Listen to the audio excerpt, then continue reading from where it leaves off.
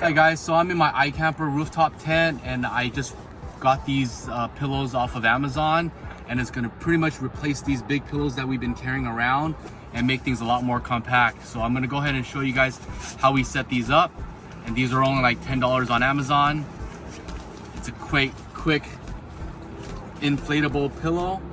It's super soft, and let's go ahead and see how this works. I believe there's a valve to deflate and also inflate, and you pretty much just blow it up. So I'll probably fast forward this video and show you guys how it's done.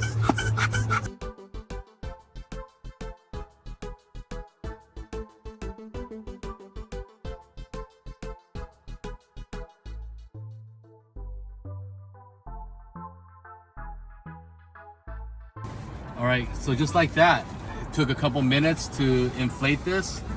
The trick is to inflate it with both valves open until you get to the point where it's about 80% full, and I felt that pressing one of them in and keeping it closed helps inflate this all the way.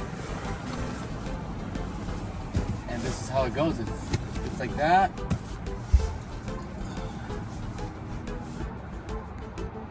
And it's quite comfortable.